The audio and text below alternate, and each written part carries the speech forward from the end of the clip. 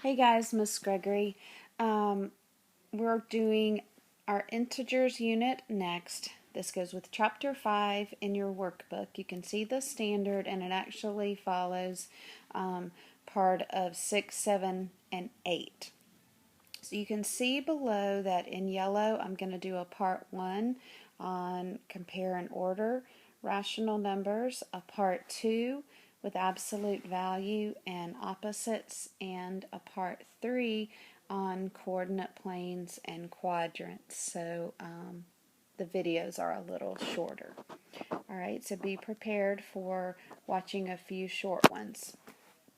Make sure you have your supplies, including your math workbook, where you are going to write down most of the information, but you will also need the workbook when you work on your guided practice questions for practice.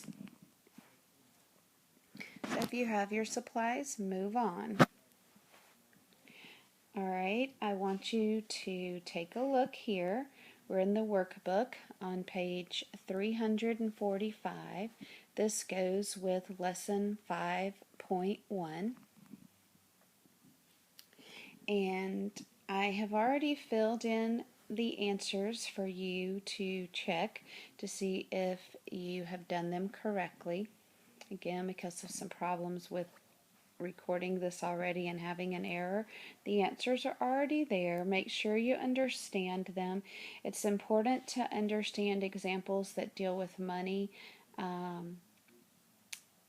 debits and credits, savings and withdrawals, and deposits, because that type of language you will be certain to have questions on for integers. Okay. Once everything is copied from this page, as far as you filled in the blanks and you have the correct answers that I have included here in purple, then it will be time for you to move on. Otherwise, you need to pause. We will talk about these more in class as we go over other examples and practice together.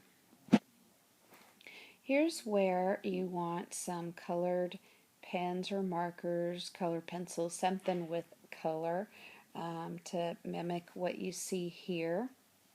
Okay, we are in the workbook on page 346, using integers to represent data. So I've used different colors to mark the parts of the number line. If you look in the middle with the yellow, I'm talking about the number 0, and 0 is neutral. It's neither positive nor negative. If you look to the left of 0, the red set that I've circled represents the negative numbers, and you have to include that negative symbol in front of the negative numbers. A lot of times the negative numbers are associated with the color red, especially with money. It means you're in the red ink, it means you're owing money. If you look at the right side of 0, these are the positive numbers, and typically you drop the symbol that looks like the plus sign in front of it and just leave it like the numbers you've always known them as since elementary school. But notice they are called positive numbers. Typically that's green, because if we're talking about money, that means you're earning money, and that's a good thing to be in the positive.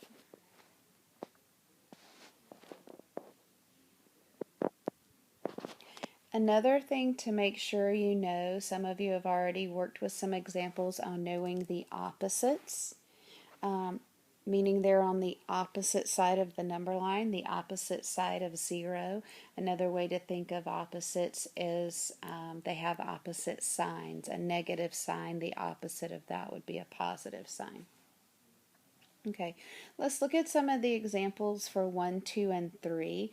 And make sure you understand it's not just you having to write the number with the symbol, negative or positive, to represent the situation, but you also have to be able to explain what zero means. And there are several examples you must be familiar with, and I will let you know those as we go through them. Okay, so look at example 1, a 10-yard loss. This is like with football, you have a 10-yard loss, you lose ground.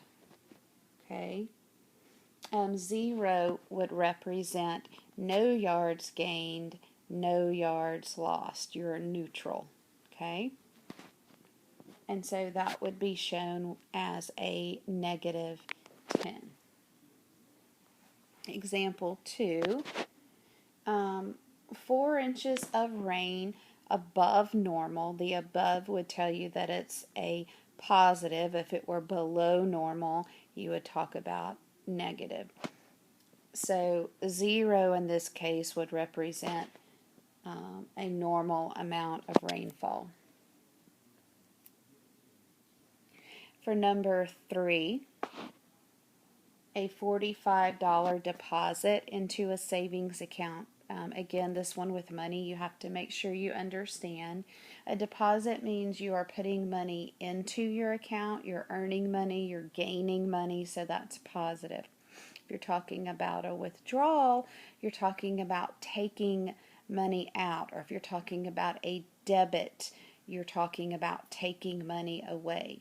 So those would be associated with a negative integer. Now for number 3, to fill in the blank, of course, a deposit is positive, so you would talk about positive 45, whether you write the symbol or not. Okay? In this situation, 0 just represents you're not gaining or losing money.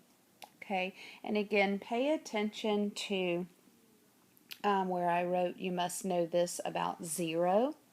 That's what I mentioned earlier. You have to be able to explain what 0 means. Okay, if you have everything copied on this slide, then move to the next one. And this is just a simple matter of, do you know how to graph the points on the number line yourself?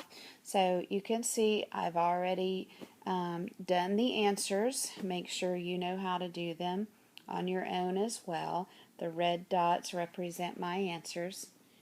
We're on page 347 in your workbook. We're still with lesson 5.1, chapter 5, lesson 1. Okay, so example number 6 is an example they've shown. They have blue dots to represent the numbers that they've graphed, but you have to know how to do graphs that are horizontal, meaning they're going across from left to right, which you're typically used to doing, but you also, like in example 6, have to know how to do number lines that are vertical, which means they're going up and down. And you would think of vertical lines like a thermometer or something you're used to dealing with. That's vertical. Okay, so make sure you can do these guided questions by yourself. Letters C and D, make sure you fill those in the margin and you've tried them. Okay? Again, if you have questions, we'll go over these in class. Once you've copied everything, move to the next slide. And this is where we will get ready to end this video, because you are going to do the guided practice. But let's look at page 348, the example at the top with Elena playing golf with her father. Golf is a sport where definitely use negative integers and positive integers.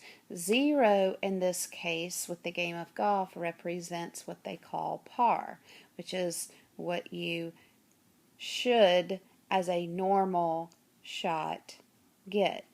If you are in the negative with golf, that's a good thing. That means you're shooting under par. You have a lower score, and in golf, that's what you want, is the lower score. Okay, so if you're in the positive, that means you are shooting over par. It's taking you more shots, and that's not what you want in golf. So pay attention to this example, and then I want you to try the guided practice numbers 1 through 5, looking back at examples in your workbook if you need to. The pencil here, of course, reminds you you're doing this on your own, and we will go over answers in class. After you finish each of these problems 1 through 5, I want you to rate yourself and see how well you understand everything. Okay, so Merry Force be with you. This is the end of part 1. Thank you.